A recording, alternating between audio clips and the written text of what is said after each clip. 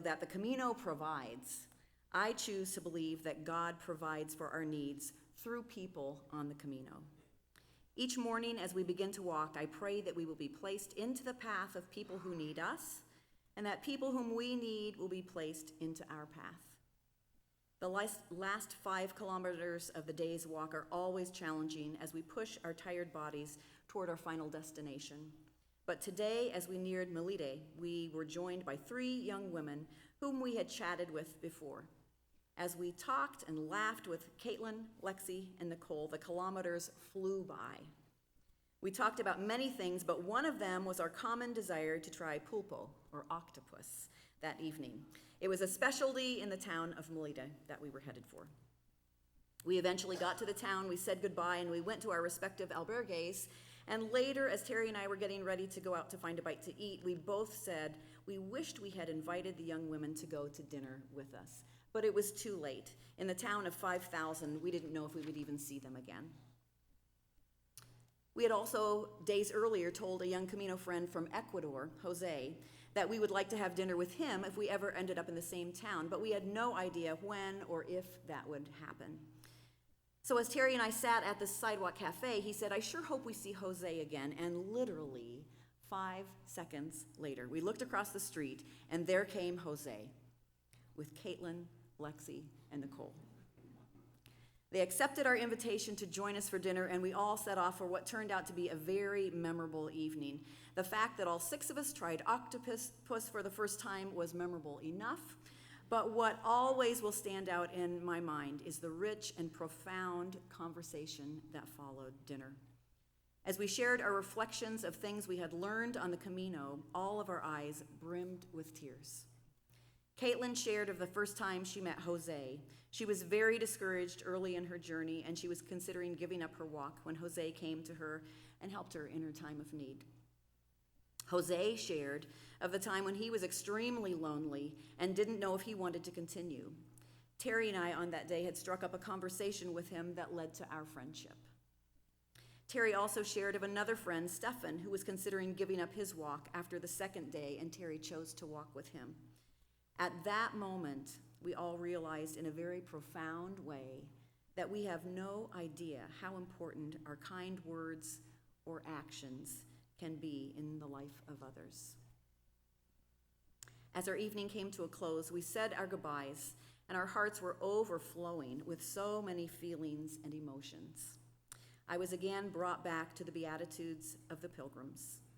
Blessed are you, pilgrim, when you don't have words to give thanks for everything that surprises you at every twist and turn of the way.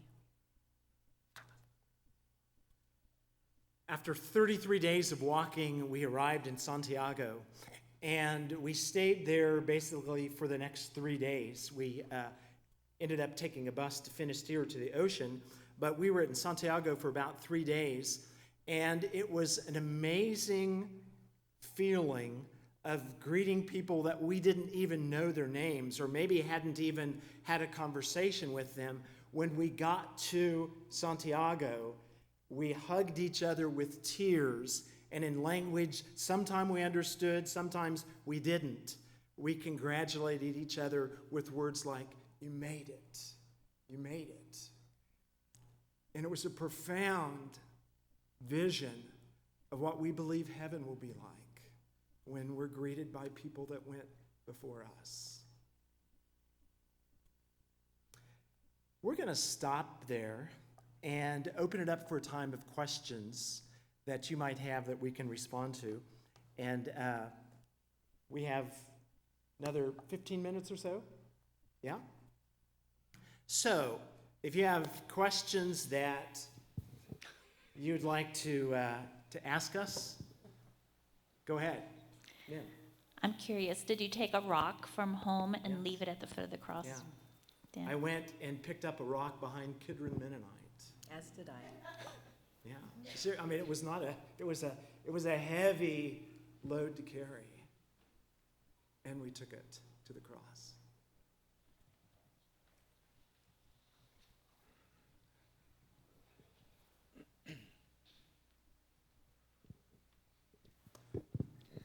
Since this was obviously a a Roman influence when they built this road and the Camino and so on. The sword idea that you mentioned is, of course, happens in a lot of places around Europe and so on. Was it mentioned that Constantine had anything to do with all this business of influence in Christianity with the sword? No, not really. No, I mean, we didn't get into that kind of political histories. It was probably there. We were just there for the spiritual pilgrimage and observed the Roman road and the sword on the statues when it was in a civic setting.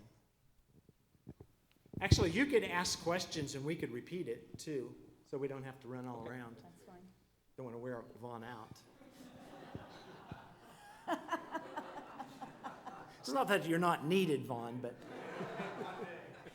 Either one. Fritz. Uh-huh.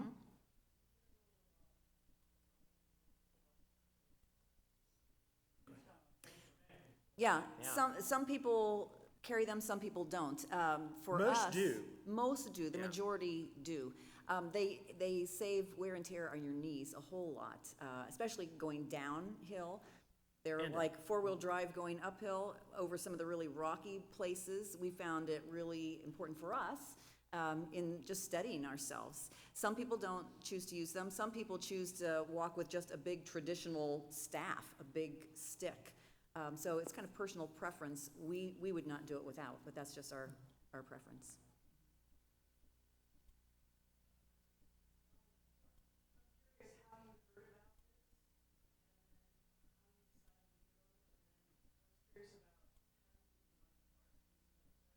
Okay. How did we hear about it? How did we decide to go? How did we do the I money had several part? friends that had walked it over the last 10 years or so. When we heard pieces of it from them, we watched the movie The Way, Martin Sheen, and that's a great introduction to the pilgrimage.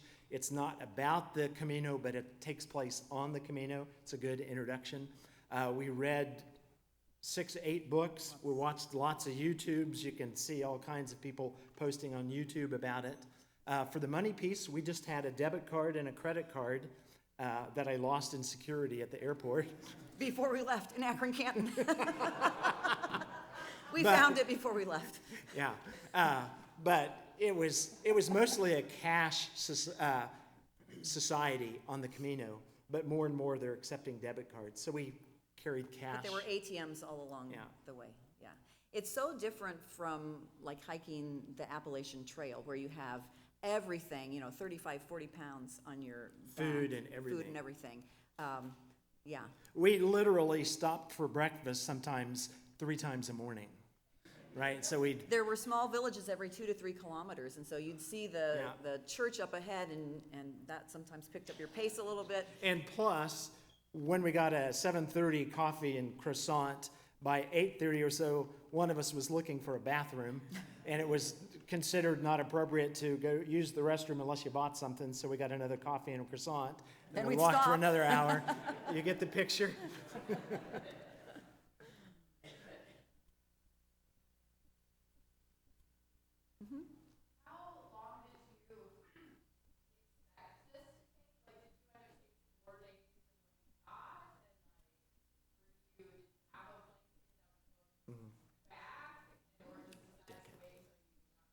How long did we expect it to take, and how long did it really take? We, because of a time schedule, did have a ticket to return. Some people get their return ticket once they're over there. We had a certain number of days that we had allotted, and we ended up taking 2 rest days? 2 rest days. 2 rest days in large cities, which is not a real great place to take a rest day because there was a lot to see. So walk we ended around. up walking a bit. But there was one section that we did take a train ahead, a bit more, 2 reasons. One was because we needed a little bit of healing, and the other was to keep us on schedule for that return ticket home. So 33 days was our entire walk, 35. We walked 33 days. our entire walk, yeah.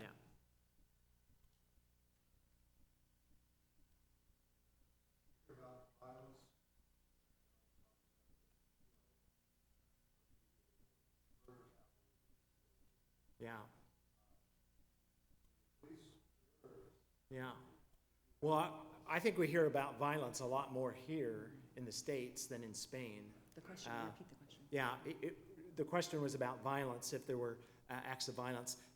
It's part of human nature. There are some situations, it's very rare. We felt very safe, didn't really hear any of people stealing stuff. And you're quite vulnerable as a pilgrim, because when you're sleeping in these albergues, your phone is over on the wall being charged with another 6 or 8 cell phones, and there's really nothing you can do about that. So you just kind of trust that everybody's in this together. We didn't experience anything missing. And generally, that's the mindset. You're all heading the same direction for the same common purpose, and there's a tremendous amount of trust there that happens. We actually felt a lot safer there than we do in cities here in the U.S. Somebody else had a question, yeah. Okay. Who was the oldest person we met, who was the youngest person, and what was the average? I videoed a man who was 90 years old completing the Camino for the second time.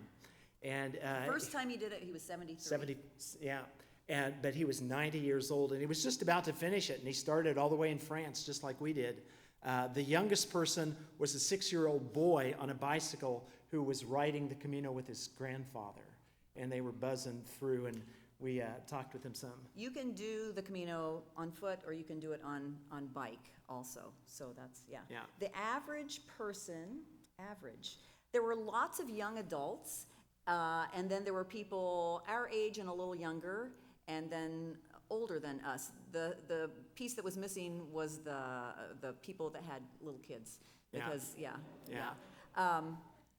so average, I don't know, lots of young people who were taking like a gap year from medical school, trying to figure out what their specialty would be, or making major decisions in life. One of the things that happened because of our age and our adult children in the young 30s is that we connected with a lot of young people, and as we did, we found over and over that those conversations turned to what were they going to do with their lives. And it turned out to be hours of walking, helping these young people to discern what it is that God wants from them. And it turned out to be just holy ground with people that we didn't know and we never saw again. And it was just like, wow.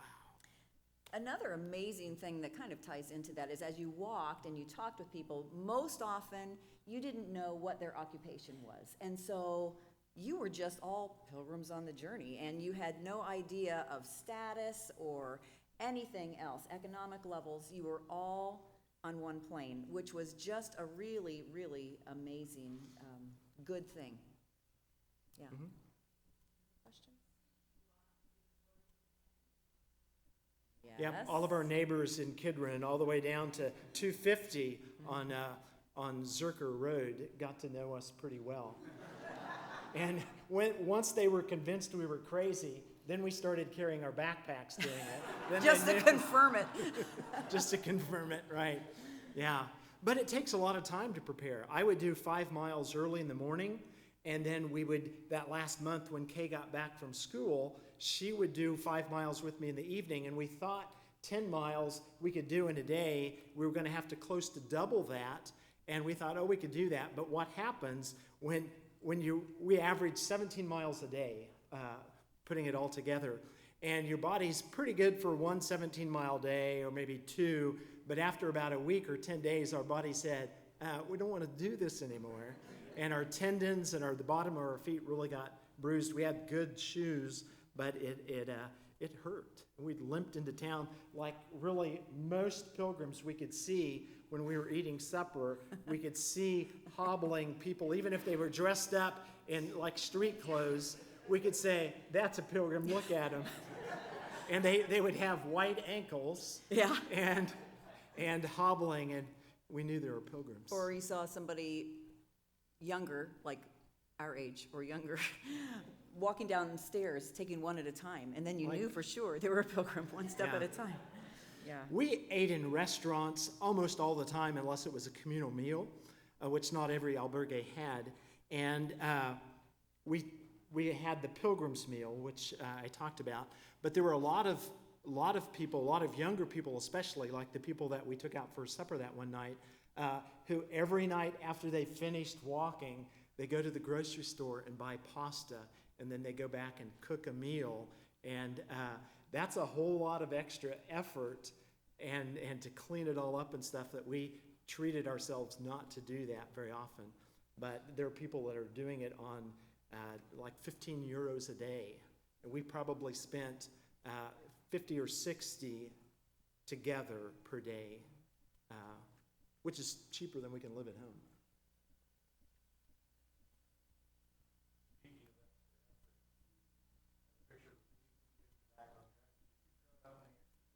Yeah, it was a couple, yeah.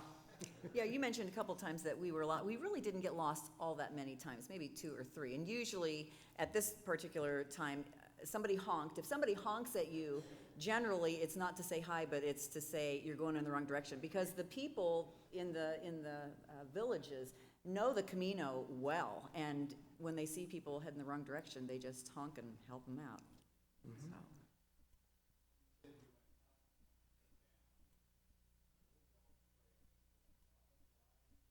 We went over the Pyrenees for the first 3 or 4 days, and then the hills, and then the Meseta is like walking across western Kansas for about 160 miles, flat, no trees, and through the summer, and it was really hot. Then we got back into mountains again at the end. Yeah, lots of ups and downs. The really toughest part was at the beginning through the Pyrenees, and to describe a little bit how tough it was, literally somebody who we had breakfast with fell off of the path down.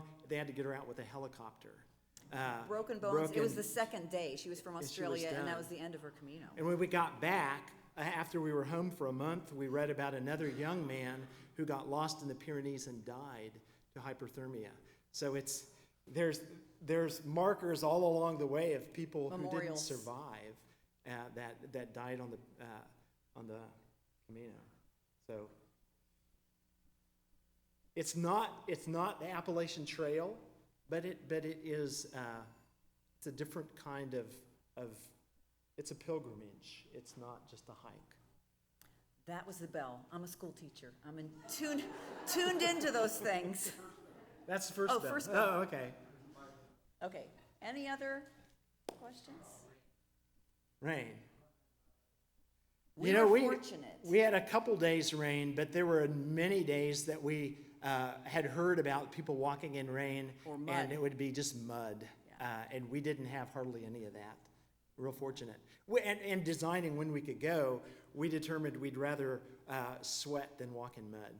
You know, and in spring or fall, it rains more than it does. Levi.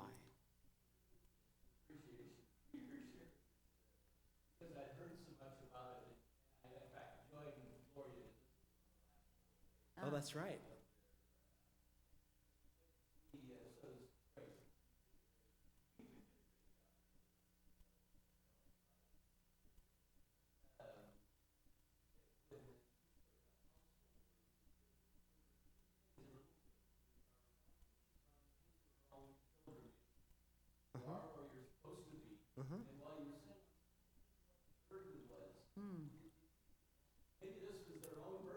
Maybe, yeah. Yeah. Everybody does their own Camino. We heard that often. Yeah. And the Camino provides. Yeah. The Camino provides is one we heard often. Yeah. Really, that first phrase, everyone walks their own Camino, really taught me the importance of not being judgmental, something that I still really try to keep at the forefront in my own life since we're back also, because it's easy sometimes to judge people like, I cannot believe they shipped their pack ahead, or, you know, I can't believe, I don't know what else, but yeah, it really taught me that, yeah, it doesn't matter. Everybody walks their own Camino. You get a Compostela, a certificate of completion if you walk 100 kilometers or less. So sometimes those of us who started in France and walked 800 kilometers would think, I cannot believe they get the same piece of paper and they only walked 100 kilometers. Yeah. But then we had to say, you know what, everybody walks their own Camino, and maybe they just had that amount of time, and it's okay. Yeah. So, Scott? We plan to. Yeah, go ahead, yeah. so about 2 weeks into this walk, we were walking along. It was starting to get really hard. He didn't have any blisters. I had blisters. And he turns to me and says, so do you want to do this again sometime? And I said, that is like asking a woman in labor if she wants to have another baby.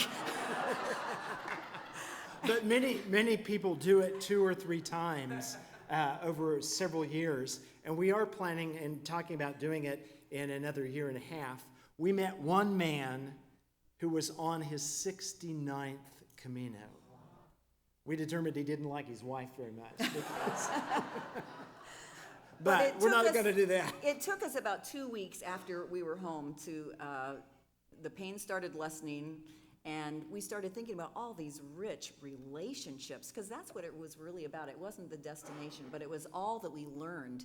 And that's when we started toying with the idea of, I think there's more for us to learn out there. Maybe we need to do this again. It's like finding some of the most energizing, positive, large world kind of people that you can imagine and putting them all on a path, walking in the same direction. That was the beauty of walking on the Camino with all these people that we had the opportunity to be with.